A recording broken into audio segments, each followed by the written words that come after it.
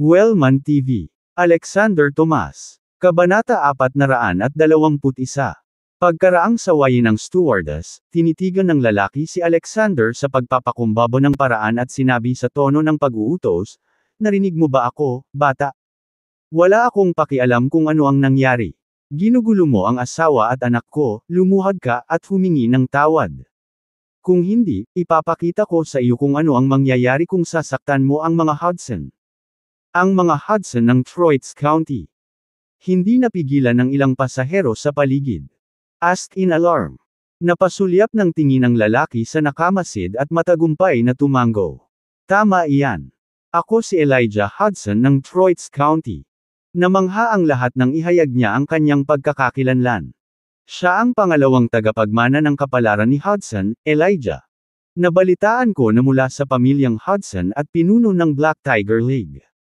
Parker Jenkins, ay magkapatid. Marami ang madalas na hinahabol at binubugbog ng Black Tiger League dahil nakipagkulitan sila sa mga Hudson. Tapos na ang batang iyon, di ba? Sa tingin ko, mas mabuting gawin mo ang sinasabi ng Sion at lumuhad para humingi ng tawad. Lahat ng pasahero ay tumingin kay Alexander na nakikiramay samantala. Ang stewardess ay namutla siya ay isang taga Troits County at alam ang kanyang patas na tungkol sa laganap na naruroon sa mga Hudson sa paligid. Hudson, Mrs. Hudson. Ako. Humihingi ng paumanhin. Ako na ang bahala sa inyo. Nagmamadali siyang yumuko at humingi ng tawad sa mag-asawa. Hinatak din niya ang manggas ni Alexander at nakipag-usap sa kanya. Ang mga Hudson ng Troits County ay mga taong hindi natin kayang masaktan, sir. Humingi ng tawad sa kanila bago maging seryoso ang mga bagay. Lalong naging proud si Elijah at ang kanyang asawa sa sinabi ng stewardess. Maging ang kanilang anak na lalaki ay pinapanood si Alexander sa isang nakaka-relax na paraan. Ang hinihintay lang nila ay ang pagsuko ni Alexander. Sinulyapan niya ang stewardess at nagsalita, "Paano ang mga Hudson ng Troits County? Wala akong narinig tungkol sa kanila. Kahit na ginawa ko, wala akong pakialam. Hindi ikaw o ako ang nagkakamali dito. Hindi ako hihingi ng tawad, hindi rin dapat. Ang dapat humingi ng tawad ay sila." Usap sa stewardess, wala siyang pinipiling sinampal niya. "I'm giving you a chance to take revenge." Natigilan ang lahat sa sinabi niya. Lahat ay tumingin sa kanya na para bang tanga ba siya. Sa Black Tiger League, na mga malupit sa county, ang bullet train ay ang intercity train sa pagitan ng Cloudtopia at Troits County. Hindi mahalaga kung saan umalis ang tren o kung saan ito dumating. Ang mga miyembro ng Black Tiger League ay dadagsa sa mga counter hanggat si Elijah ang tumawag. Walang makakatakas para kay Alexander kahit na siya ay umuusbong ng mga pakpak. Sa kanya sa pagsasabing wala siyang pakialam sa pangalang Hudson. Namutla ang stewardess na parang multo. "Sir, hindi ito ang oras para magbiro. Mag-sorry ka lang." She sounded near tears. "Paumanhin. Huli na para dyan." Ngini siya ni Elijah at tinitigan ng masama si Alexander. "Pag-iisipan kong palayain ka kung yuyuko ka sa akin ng 100 beses, bata. Kung hindi, maaari kang bumalik sa Cloudtopia bilang isang bangkay." Kabanata 422. Hindi pinansin ni Alexander at inutusan si Diane, "Diane, parang hindi marunong manampal ang stewardess. Magpakita ka sa kanya." "Yes, boss." Agad na sumunod si Diane at itinago ang kanyang telepono bago humakbang papunta kay Elijah. Nakikita ang isang dilag na naglalakad palapit sa kanya. May gustong sabihin si Elijah na walang kabuluhan. Smack! Isang malakas na sampal ang walang awa na dumapo sa kanyang mukha. Lahat sa compartment ay natulala. Hindi nila akalain na inutusan ni Alexander si Diane na sampilan si Elijah. Natigilan din sila matapos makitang sinampal talaga siya ni Diane. Are they fools trying to die? It took a moment for Elijah to get back to his senses. Napahawak siya sa namamagang pisngi niya habang tinatitigan si Diane. "How dare you lay your hands on me, you wench?" Para hampasin si Diane. Samantala, galit na sumigaw ang asawa niya, "Patayin mo yang babaeng yan, mahal." Bago niya matapos ang tanong, isa pa ang narinig ko. Dayan, ngunit bago pa maabot ng kamay ni Elijah si Dayan, mabilis niya itong nakontra ng isa pang sampal kay Elijah.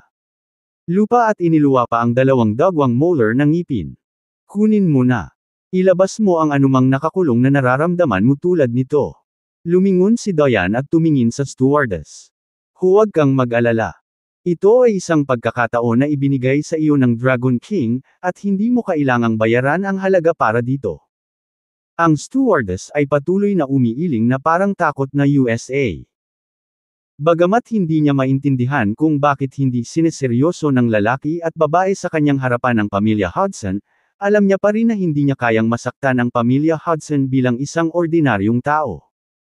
Umiling si Dayan matapos makita kung gaano kaina ang stewardess at sinabing, mukhang wala kang natutunan. Kung gayon, magpapakita pa ako ng ilang beses hanggang sa makuha mo ito. Habang nagsasalita siya, binuhat ni Dayan si Elijah mula sa lupa, at sa takot ng lahat, sinampal niya ito ng mas malakas at mas mabilis sa ikatlong pagkakataon. Pagkatapos, ang pang-apat, sampal, na sinundan ng isa pang sampal. Sampal, sampal, sampal. Pagkatapos ng ilang sunod-sunod na sampal, ang pakiramdam ni Elijah ay umiikot ang isip niya. Namamaga, at nawalan siya ng ilang ngipin. Ang mga natitira ay nagsimulang magkawit. Kung magpapatuloy si Dayan, maaaring kailanganin niyang mamuhay sa natitirang bahagi ng kanyang buhay gamit ang mga pustiso. Gayunpaman, kahit na humingi siya ng awa, itinaas pa rin ni Dayan ang kanyang kamay gamit ang isang walang malasakit na tingin. Habang natatakot siya sa kanyang buhay, wala nang magagawa si Elijah kundi ang umasa sa stewardess. Galit na galit siyang sumigaw sa kanya, I'm sorry. Dapat pala hindi kita sinaktan kanina.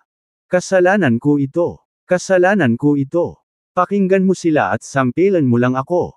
Hindi ko na kaya. Please just slap me. Ito. Nagulat ang lahat ng sinabi ni Elijah. Hindi ba ito si Elijah Hudson ang pangalawang young master ng pamilya Hudson?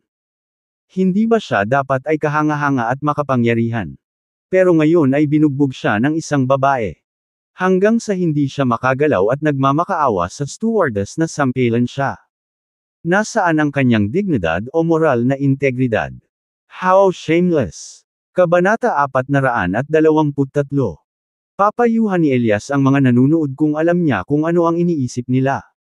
Pagkatapos ng lahat, ito ay mas madaling sabihin kaysa gawin.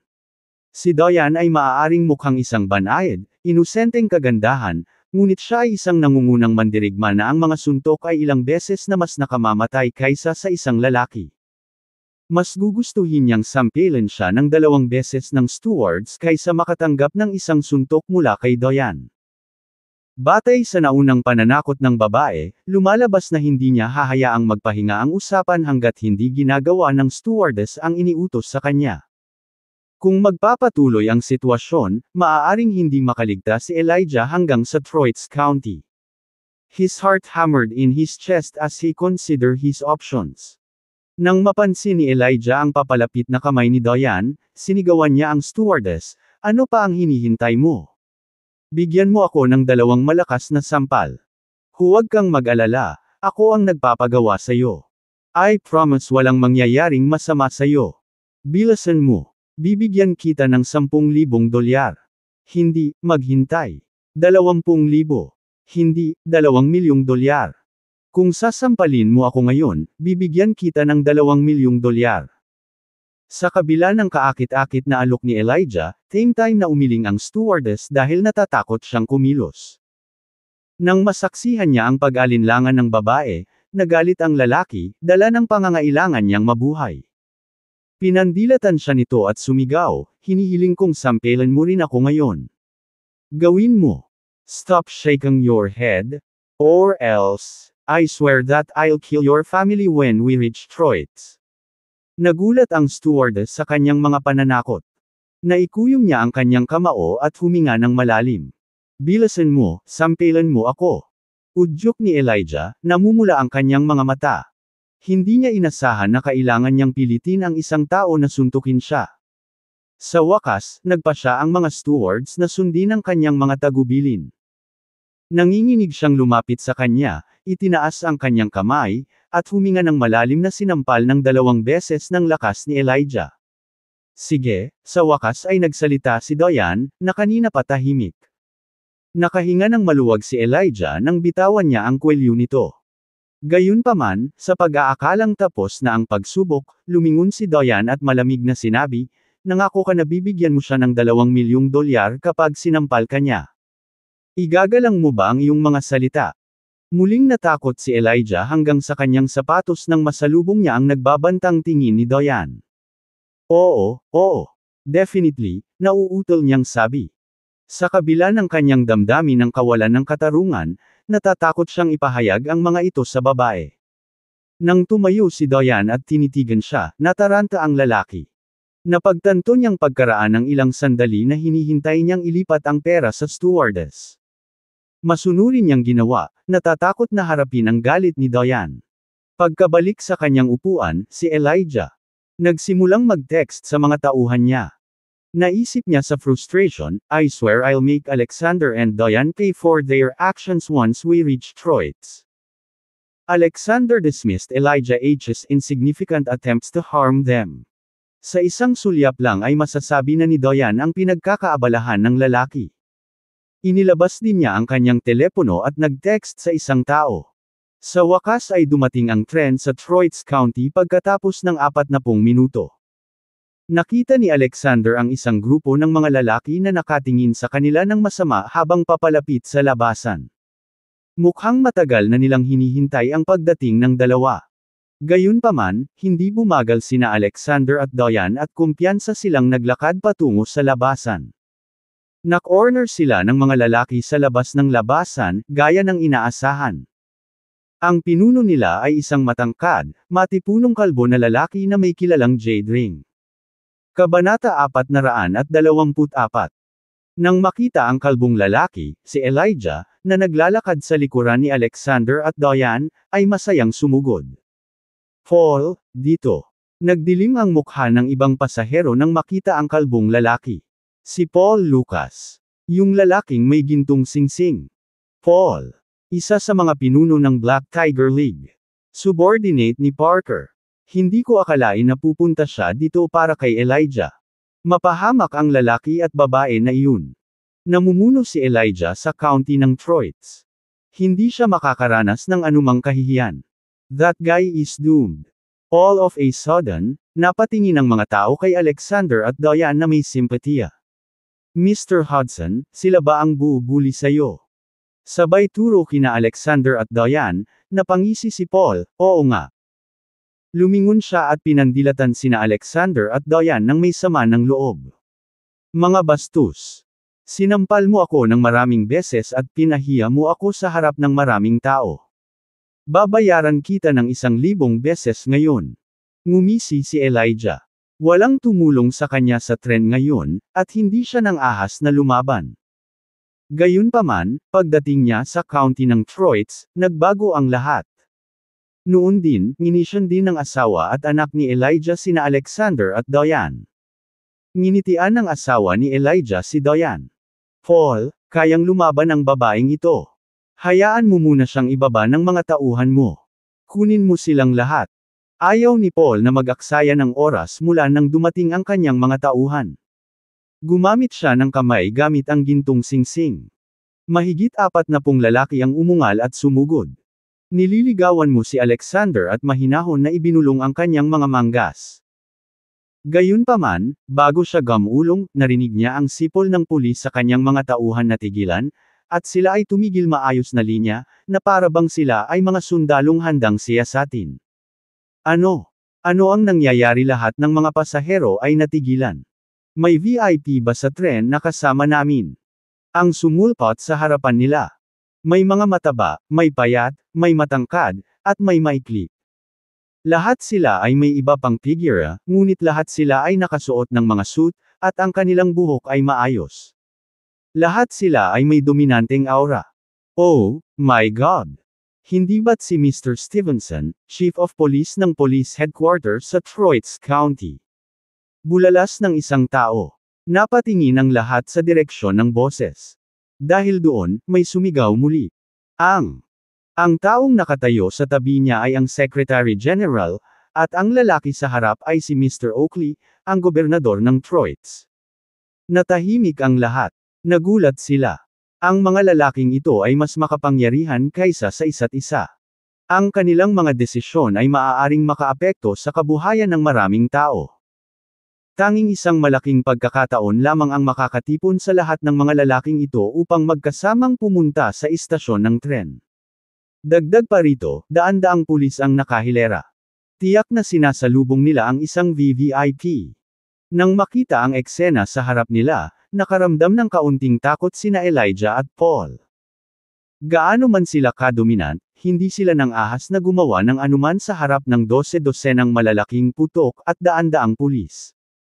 Sinama ng tingin ni Elijah sina Alexander at Diane. Bulong niya, huwag mong isipin na makakatakas ka sa akin. Pagkaalis nila, tuturuan kita ng leksyon kahit anong mangyari. Kabanata 425. Kaagad pagkatapos ng pakikipag-usap ni Elijah, nagkaroon siya ng kakaibang pakiramdam dahil nakita niya ang malalaking putok na naglalakad papunta sa kanila. Pagkaraan ng ilang hakbang, ang taong nangunguna, si Mr. Oakley, ay naglakad papunta kina Alexander at Diane. Yumuko siya sa kanila at nakangiting sinabi, Mr. Bato. Ms. Diane. Maligayang pagdating sa Troyes. Naghanda ako ng isang piging para salubungin kayong dalawa. Nasa labas lang ang limousine mo. Pumunta ka sa restaurant. Ano? Narito ang malalaking shot na ito para salubungin sila. Ibang liwanag ang tingin ng lahat kina Alexander at Diane pagkatapos nilang marinig ang sinabi ni Mr. Oakley. Naisip nila na may kakayahan sina Alexander at Diane dahil higit sila sa 20 big shots ni Troyes para salubungin sila. Samantala, saglit na natigilan sina Elijah at Paul bago sila makapag-react. Basang-basa sila sa sarili nilang pawis dahil arestuhin sana nila sina Alexander at Diane kung sakaling dumating ang malaking pagbaril. Si Elijah at Paul ay nakaramdam ng takot sa pag-iisip pa kung ano ang maaaring mangyari. Nagulat si Alexander nang makitang maraming tao ang sumalubong sa kanila. Hindi siya mahilig gumawa ng eksena, kaya hindi siya nagpaalam kahit kanino nang bumisita siya sa Cloudtopia o Troyes. Nagtaka si Alexander kung paano nila nalaman ang pagdating niya at tumingin kay Diane sa tabi niya. Matapat na sabi ni Diane, Boss. Hiniling ko sa isang tao na ipaalam kay Mr. Stevenson. Walang sinabi si Alexander. Kinaweyan ni Diane si Mr. Oakley at sinabing, kanselahin ang lahat ng mahahalagang kaganapang iyon. Ayaw ng amo sa kanila. I informed Mr. Stevenson because I have something I want him to do. Ms. Diane, anong order mo? Si Mr. Stevenson, na nakatayo sa likod ni Mr. Oakley, ay umakyat. Tumingin si Diane kay Elijah at Paul sa tabi niya at sinimulang tanungin siya, wala bang ginagawa ang mga tao sa Troyes Police Department? May isang taong may 12-dosenang mga lalaki sa ilalim ng sikat ng araw na naghihintay na atakihin ako sa istasyon ng maayos naman kami pero sino ang magpoprotekta sa kanila, kung hindi mo kakayanin ang mga responsibilidad bilang Chief of Police, maging tapat ka lang sa harap ni Mr. Oakley, at may ipapadala ako na papalit sa iyo. Pinagpawisan na agad si Stevenson kay Diane malungkot din ang itsura ni Mr. Oakley na parang sinampal lang siya sa mukha galang na figurang ito. Maaaring hindi nila alam kung nasaan sa mundo ang 2 taong ito. Mula sa, ngunit ang taong nagpaalam kay G. Stevenson ay ang tenyente gobernador. Mr. Nagtanong lang si Stevenson tungkol sa kanila, pero napag-alitan siya. Sinabi sa kanya ng tenyente gobernador na walang sinuman sa Troyes ang may karapatang malaman ang kanilang mga pagkakakilanlan. Mr. Natakot si Stevenson matapos marinig iyon. Ipinaalam niya kaagad kay Mr. Oakley pagkatapos niyang ibaba ang tawag. Mr. Tinipo ni Oakley ang lahat ng mga big shot mula sa iba't ibang departamento para salubungin sila. Kumuha pa siya ng mahigit 100 pulis para gumawa ng convoy, kaya hindi nila sinasaktan ang mga bisita. Gayunpaman, hindi nila inasahan na may 2 idiot na masaktan ang mga bisita na naging dahilan ng pagsaway sa kanila.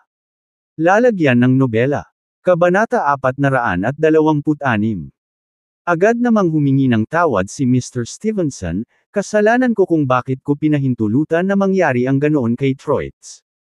Huminahon ka, Ms. Diane. Kukuha agad ako ng isang tao na arestuhin silang lahat. Pagkatapos, inutusan ni G. Stevenson ang mga pulis, dakupin ang lahat ng nakapaligid kay Mr. Tomas at Ms. Diane.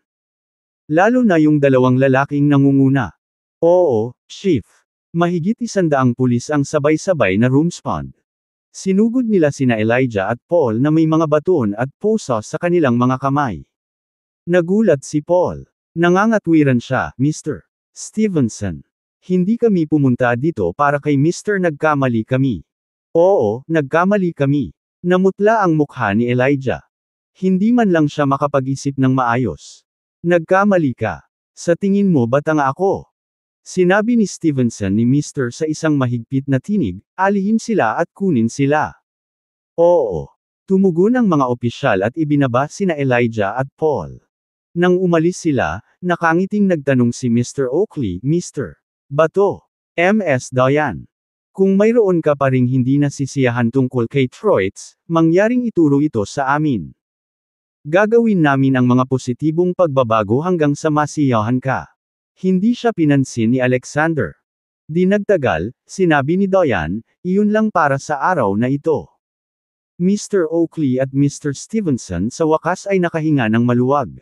Mr. Nag-ipon ng lakas ng loob si Oakley at nagtanong, Mr. Bato. Ms. Diane. Maaari ko bang malaman ang dahilan kung bakit ka nandito sa Troitz? Kung mayroon man kaming maitutulong, mangyaring ipaalam sa amin. Kinaweyan ni Alexander ang kanyang kamay at sinabing, hindi ko kailangan ng tulong mo. Nandito ako para kumitil ng kanilang buhay. Ito ay wala sa iyong negosyo. Gawin mo lang ang dapat mong gawin. Nagulat ang mga taong ito nang marinig nila ang sinabi ni Alexander. Ang pagkitol ng kanilang buhay ay pinapatay ang mga tao ngunit binanggit lamang ito ni Alexander. Lahat sila ay nagtataka tungkol sa kanilang pagkakakilanlan. Masyado silang na-curious pero wala sa kanila ang nang-ahas na magtanong. Tahimik lang sila at tumanggo sa harap ni Alexander. Kinuha ni Alexander si Diane at tinungo ang plaza sa harap ng train station. Isang itim na Toyota Prado ang naghihintay sa kanila ayon sa utos ni Diane. Naupo si Diane sa loob at nagpaalam kay Alexander, Boss, inimbestigahan ko na ito bago tayo dumating. May gathering si Parker Jenkins sa isang pribadong villa sa loob ng 30 minuto. Kung walang nangyari, kasama niya rin si Miles.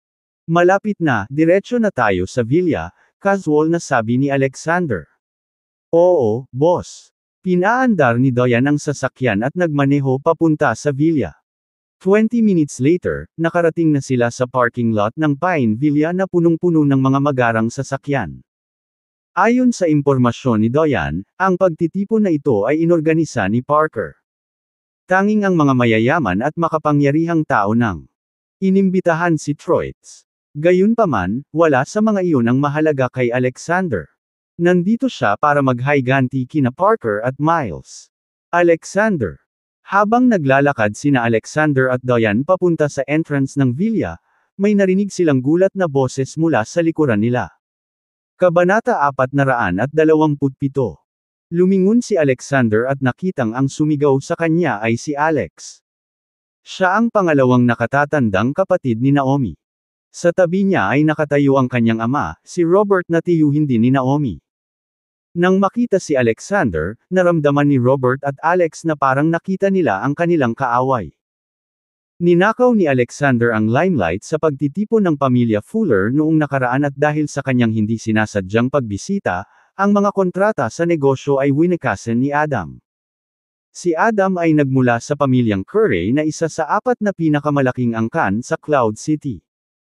Dagdag pa rito, si Norman, ang panganay na apo ng pamilyang Fuller, ay nawala ng adjutant na posisyon para kay General Filbert. Ang hitsura ni Alexander ay hindi lamang nagpahiya sa pamilya Fuller kundi nagpahirap din sa kanila ng malaking pagkalugi sa negosyo. Pagkatapos ng araw na iyon, lahat ng miyembro ng pamilya Fuller ay kinasusuklaman ng husto si Alexander. Gayunpaman, hindi sila nang ahas na gumawa ng anuman dahil kahit si Keith ay kailangang igalang siya. Hindi inaasahan nina Robert at Alex na magkikita kami ni Alexander sa county ng Troyes. Curious na tanong ni Alex, "Alexander, anong ginagawa mo dito?" "I have some personal affairs to deal with," walang pakialam na sagot ni Alexander. Pagkatapos sabihin iyon, tumalikod siya. At pumasok sa Pine Villa kasama si Diane. Nakilala ng bodyguard sa gate ng seguridad si Robert. Akala niya sina Alexander at Diane ang sumama sa kanya at pinapasok sila. Nakatingin kay Alexander na hindi sila pinansin, mas lalo pang nagalit sina Robert at Alex kay Alexander. Sa sala, si Parker ay dahan-daang umiinom ng tsaa. Ang lalaking katabi niya ay naglakad-lakad sa kwarto, mukhang naguguluhan. Nasunog pa ang dila niya habang humihigop ng tsaa. Ang lalaki ay si Miles. Mr. Parker, Hellhound ay pumunta sa Cloud City noong gabi bago kahapon. Bakit hindi pa siya nagpapakita? Bakit hindi mo siya tawagan ulit para tingnan kung naka-on ang cellphone niya? Hindi maiwasang magtanong ni Miles. Ibinaba ni Parker ang tasa sa kanyang kamay at walang pakialam na sinabi, "Huwag kang mag-alala, Mr. Silverton. Ang Hellhound at Grey Monkey ay kasama ko sa napakaraming taon, at alam ko ng malinaw kung sino ang mas malakas. Kahit na pinatay ng brat na iyon si Grey Monkey, I can assure you na talagang hindi siya katapat ng Hellhound." "Mr. Parker, sinasabi mo bang mas malakas ang Hellhound kaysa kay Grey Monkey?" Na-curious si Miles. Tumango si Parker. "Siyempre.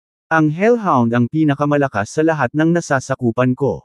Hindi pa siya nabigo sa isang misyon dati." Nang marinig iyon, gumaan ang pakiramdam ni Miles. Gayunpaman, hindi niya maiwasang magtanong muli, "Sa tingin ko mas mabuting tawagan mo ulit ang Hellhound para matiyak na magiging maayos ang lahat. Nag-aalala ka ng sobra." Hindi masaya si Parker. "I have promised you that everything's fine, pero bakit hindi ka pa rin nakakasigurado?"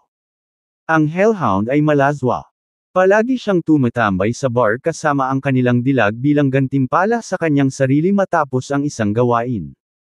Hindi ba maraming magagandang babae sa Cloudy City? Siguradong lasing siya pagkatapos mag-party magdamag. Nang marinig iyon, hindi na napigilan ni Miles na magtanong muli. Sinubukan niyang paniwalaan ang mga sinabi ni Parker. Gayunpaman, muli siyang nabalisa pagkaraan ng ilang sandali. Pakiramdam niya ay hindi ganoon kadali ang mga bagay. Nandito sila. Itigil mo na ang tingin mo sa akin at lumabas ka para makita ang mga bisitang kasama ko. Inis na napatingin si Parker kay Miles. Tumayo siya at lumabas ng sala. Sa katunayan, tiwala si Parker sa Hellhound at wala man lang naramdamang kakaiba. Gayunpaman, umiling si Miles. Gayunpaman, alam niyang kailangan niyang isantabi ang kanyang pag-aalala habang sinusundan niya si Parker palabas.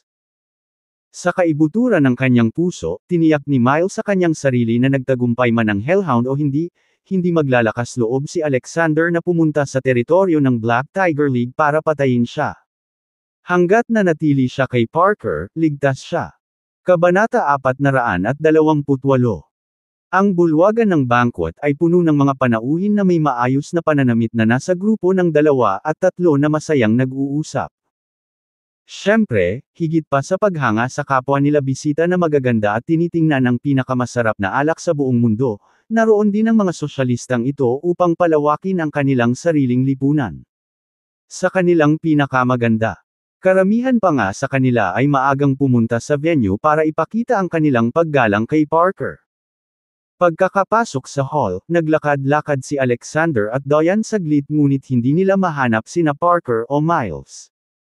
Pagkatapos ay nagpasya silang umupo at tinulungan ang kanilang sarili sa pagkalat ng buffet habang naghihintay sila. Sino sa palagay nila pupunta rito para magkad ng libreng pagkain tulad ng mga mata ko? Naiinis na bulas ni Alex habang nakatingin sa kanila mula sa malayo. Gaano man kagaling si Alexander, sa mga mata ni Alex, isa pa rin itong burol na maswerteng inampon ng kanyang walang pera na si Uncle Nathaniel. Ngunit takot na takot si Alex kay Alexander kaya he only dared to curse Alexander under his breath instead of doing it to his face. Maya-maya, nagkagulo sa pinto, at may sumigaw ng malakas, "Si Parker!" Lumingon ang lahat papunta sa pinto. Nakita nila si Parker na papasok na may kahalagahan habang nasa gilid ng kanilang followers. "Mr. Parker! Parker!" Nagsimulang lumapit kay Parker ang mga bisita para batiin siya. Tumango si Parker at nakangiting pumasok. Hindi niya maiwasang maramdaman na para siyang isang araw na nag-iikot sa pag-inspeksyon sa kanyang mga sakop sa Royal Court. Nang makarating si Parker sa gitna ng bulwagan, agad na tumayo sina Robert at Alex Fuller at naglakad papunta sa kanya. "Oh, andito ka pala, Mr. Parker." Bati ni Robert na may honeyed na tono. "Oo." Maangas na tumango lang si Parker sa dalawang Fullers at muling tumingin sa unahan habang naglalakad. Kuntento, tumabi sina Robert at Alex nang walang bahid ng loob sa kanilang mga mukha. Pagkatapos ng lahat, hindi lang sila ang naruroon na gustong makipaghalikan kay Parker sa araw na iyon. Ang pagpapatango at ngiti kay Parker ay isang tagumpay sa sarili nito. 10 taon na ang nakalilipas, pinalawak ni Robert ang kanyang negosyong kristal sa Troit's County at nagawang makaipon ng isang asset na higit sa $1 bilyon ngayon. Higit pa sa nakuha niya ang kanyang lugar sa mundo ng negosyo ng Troit's County. Gayunpaman, isa pa rin siyang tagalabas sa Troit's County. Para patuloy siyang makapagnegosyo sa Troit's Country, alam niyang hindi niya kayang masaktan ang isang tao as mahalaga bilang Parker. Siyempre, kung magagawa niyang patuloy na kumapit kay Parker, walang pag-aalinlangan si Robert na mapapalago pa niya ang kanyang negosyo sa county ng Troit's. Kung paanong tinatamasa ni Parker ang atensyon na ibinibigay sa kanya, isang pinutol ng boses ang maingay na pulutong. "Kaya ikaw ang maalamat na Parker Jenkins." Tahimik ang boses at hindi ito malakas, ngunit nagpalamig ito sa mga tinak ng mga nakarinig nito. Niyanig ang lahat at napalingon sila sa pinanggalingan ng boses. Napunta ang mga mata nila kay Alexander, na nakaupo sa isang table at nakatingin kay Parker. He was rubbing his chin calmly with a puzzled expression. The other guests started murmured among themselves. "Who's his guy? Pumasok ba siya ng hindi imbitado para mag-catch ng libreng pagkain? Kung andito siya para sa libreng pagkain, hindi ba dapat hindi siya mahalata?" Hindi pinansin ang mga bulungan, ngumiti si Alexander kay Parker at sinabing, "Nandito ako ngayon para kunin ang walang kwentang buhay mo, Parker." Kabanata 429. Wow! Nagkaroon ng pause sa audience kung saan may naririnig na pin drop. Nakatitig ang lahat kay Alexander na parang nawala sa isip niya sa maikling sandali ng pagkatulala. Ano ang sinabi niya? Gusto niyang patayin si Parker. Sa kanya lang. At ang maliit na naka-frame na babae sa kanyang tabi. May humihiling na mapahamak. Si Parker ang pinuno ng mga underground na organisasyon sa Troit's County, ang Black Tiger League. Gawin kung ano ang kinakailangan.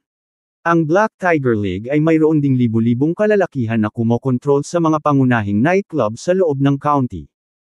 Kahit na ang pinakamakapangyarihang tao sa county ay magdadalawang isip na gulo sa kanya upang magkaroon ng balanse sa pagitan ng mga interes ng lahat.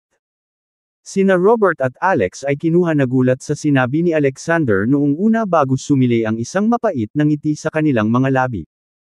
Hindi alam ni Parker na may background si Alexander, kaya hindi siya nag-aalala.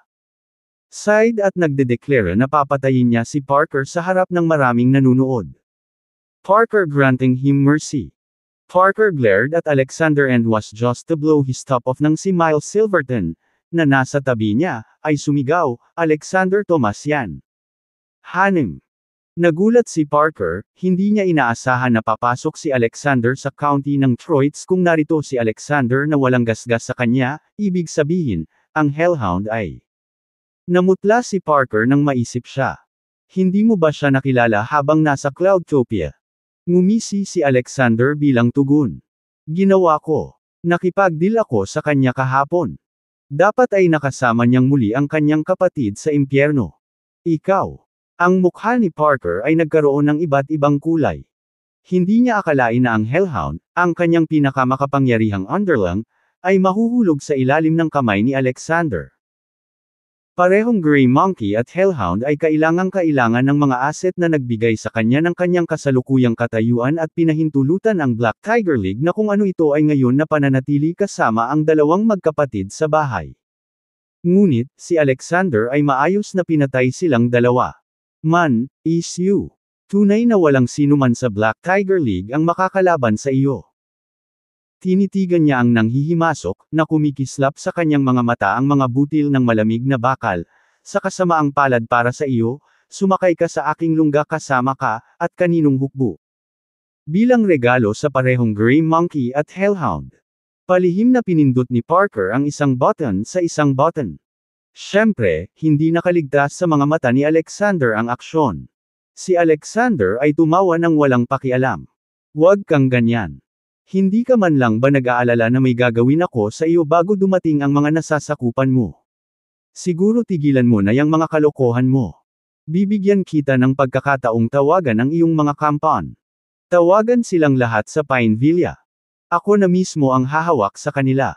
Tawagan silang lahat dito. Gusto niyang hawakan, ang mga ito mismo. Nalaglag ang panga ng lahat. Nawala ba siya sa isip niya? Walang paraan na hindi siya baliw. Akala ba niya ay may pagkakataon siyang laban sa Black Tiger League? Napakamayabang. Sigaw ni Parker kanina sumisira sa isang masasamang ngiti. Dahil determinado kang mamatay, huwag mo akong sisihin kung gagawin mo. Kabanata 430. Abisuhan ang lahat sa Black Tiger League na magdala ng mga reinforcement at magtipon kaagad sa Pine Villa. Diretsyong sabi ni Parker sa nasa likod niya. Yes, Mr. Parker. Tumakbo kaagad ang subordinate niya para tumawag sa telepono. Tahimik na umupo si Alexander doon at sinabing, sige. Binigyan na kita ng pagkakataong tumawag ng reinforcements. Ilang sandali lang ay wala na sila rito. Pag-usapan natin ang iyong malapit na kaibigan, Hellhound, para mabawasan ang iyong pagkabalisa. Hulaan mo kung paano siya namatay. Napaawang ang bibig ni Alexander sa mapaglarong pagngisi. Paano? Paano namatay ba siya? Hindi sinasadyang nagtanong si Parker. Nakapulot ako ng isang pira-pirasong palayok ng bulaklak sa lupa nang sumugod siya sa akin, nakangiting sabi ni Alexander. Nang makarating siya sa harap ko, sinaksak ko siya ng isang beses gamit ang pira-pirasong porselana na iyon. Ang aking kamay, na pinuputol ang kanyang trachea sa proseso. Agad na bumulwak ang kanyang dugo. Siya ay bumagsak sa lupa at namatay bago pa man siya makapagsalita ng anuman. Habang sinasabi iyon ni Alexander, sinadya niyang huminto para sa epekto. Ano ang iyong iniisip sa ganitong paraan ng kamatayan? Gusto mo bang sumunod si Doyan at patayin ka sa parehong paraan mamaya? Natigilan ang lahat nang marinig nila ang mga salita ni Alexander. Ang lalaking iyon. Hindi lang niya pinatawag si Parker ng reinforcements kundi nakipag-usap din sa kanya kung paano siya mamamatay. Walang sapat na salita ang makapagpapaliwanag sa kanyang mapangahas na pag-uugali. Ikaw. Sumabog ang puso ni Parker sa matinding galit. Siya ang makapangyarihang pinuno ng Black Tiger League. Ang kanyang pag-iral sa Troitz County ay katulad ng isang underground emperor. Kailan pa siya tinapakan at napahiya ng ganito? Higit pa rito, naganap ito sa harap ng lahat ng mga bisita. Napakalaking kahihiyan iyon. Gayunpaman, alam niyang namatay si Hellhound sa mga kamay ni Alexander, hindi naglakas loob si Parker na saktan si Alexander sa anumang paraan, hindi bababa sa hindi bago dumating ang kanyang mga tauhan. Isang matalinong tao ang umaayon sa kanyang sarili sa mga pangyayari. Si Alexander ay magsisimulang umiyak sa takdang panahon. Si Alex, na nasa malapit noon, ay lumingon kay Alexander at nagtanong, Tay, baliw ba si Mr. Tomas? Parker may or may. Hindi alam ang kanyang background sa militar. Ang Black Tiger League ni Parker ay may libu-libong miyembro. Naniniwala ba siya na siya si Hercules, may kakayahang talunin ang 7 ulo na Hydra gamit lamang ang isang espada? Ngumisi si Robert, walang pinagkaiba kung sino siya sa tingin niya. Imposibleng masupol niya ang Hydra. Naniniwala akong wala siyang ideya kung gaano kalaki ang Black Tiger League, lalo pa na si Parker ang namumuno sa libu-libong tao. Masyado na siyang samobra sa act niya this time, di ba? Alex. Tumango siya nang marinig iyon. Pagkatapos, may mapanuksong ekspresyon, sinabi niya kay Alexander, papunta ka na sa kapahamakan, ngunit sino ang dapat sisihin dyan? Umupo na lang tayo at I-enjoy ang palabas. Pagkaraan ng ilang sandali, nagkaroon ng marahas na mga yabag sa labas ng pinto. Nagningning ang mga mata ni Parker nang dumating ang mga reinforcement na hiniling niya. Pagkatapos, tulad ng tubig, maraming tao ang bumaha. Ang bawat isa ay may hawak na sandata, alinman sa isang bakal na tubo o isang machete, at lahat sila ay may pananakot na kilo na parang kaharap ang isang mabigat na kalaban. Si Parker ang nagmamay-ari ng Pine Villa. Madalas niyang ginagamit ang banquet hall na ito upang magdaos ng mga pagpupulong para sa Black Tiger League, kaya ang espasyo ay maaaring tumanggap ng libu-libong tao nang hindi masyadong masikip. Nang makapasok na halos lahat, ang ilan sa kanyang mga alipors na may mataas na ranggo ay lumapit kay Parker. Yumuko sila habang nakakuyom ang kanilang mga kamao at sinabing, Parker, handa na ang mga lalaki. Kung kailangan mo silang gawin, utusan mo lang sila.